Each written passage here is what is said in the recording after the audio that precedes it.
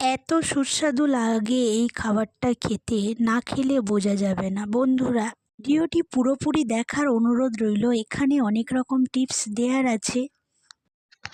কখনো কি বাড়িতে এইভাবে পালং শাক দিয়ে মুরগির মাংস একবার রান্না করে খেয়ে দেখেছেন?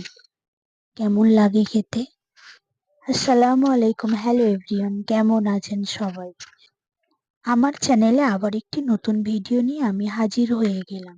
বন্ধুরা, আজকের আমি বানাবো পালং শাকের এই রেসিপিটি। এখানে আমি তেল গরম করে পেঁয়াজ দিয়ে পেঁয়াজটাও লাল করে নিয়েছি। দেখুন, নিয়ে এখানে আমি আদা রসুন দিয়ে দিলাম। আদা রসুনের পেস্টে দিয়ে একটু ভালো করে নাড়াচাড়া করে সামান্য একটু পানি দিয়ে দিলাম। পানিটি একটু শুকিয়ে এলে আমি এখানে লঙ্কার গুঁড়ো দিলাম 1/2 টেবিল স্পুন, হলুদ গুঁড়ো দিলাম 1 টেবিল স্পুন, আমি এখানে কাশ্মীরি লঙ্কা দিয়েছি 1/2 টেবিল স্পুন, দিয়ে দিলাম ধনিয়া গুঁড়ো, জিরা গুঁড়ো আর গরম মশলার গুঁড়ো দিয়ে আমি ভালো করে নেড়ে ছেড়ে নেব। এখানে আমি সামান্য একটু পানি অ্যাড করে দিয়েছি। পানিটি একটু ফুটে গেলে দেখুন তেল ছেড়ে দিয়েছে। এখন আমি মাংসগুলো দিয়ে দেব। এখানে আমি মুরগির মাংস নিয়ে এসেছি 500 গ্রাম। মাংসটি আমি এখন ভালো করে কষে নেব। দেখুন এইভাবে আমি নেড়ে ছেড়ে এখন একটু ঢাকা দিয়ে দেব। এটা বেশ কিছুক্ষণ পরে ঢাকাটি খুলে আমি আবারও একটু নেড়ে ছেড়ে নেব ভালোভাবে। আমি আবারও কিছুক্ষণের জন্য এখানে ঢাকা দিয়ে দেব এটা।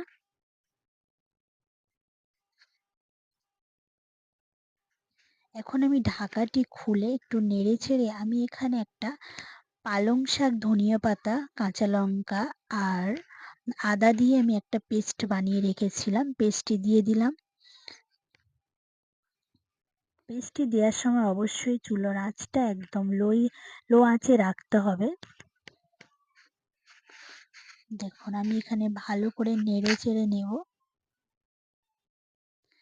এখন আমি এখানে 1 টেবিল স্পুন লেবুর রস দিয়ে দিলাম।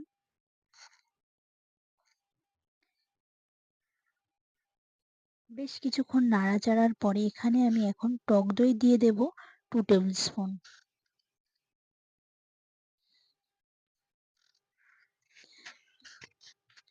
টক দইটা দেওয়ার পরে আমি ভালোভাবে নেড়ে চেড়ে নেব।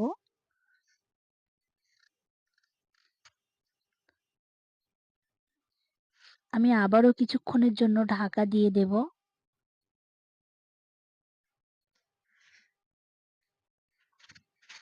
দেখুন ঢাকাটি খুলে বেশ আমি কিছুক্ষণ পরে ঢাকাটি খুলে দেখালাম। দেখুন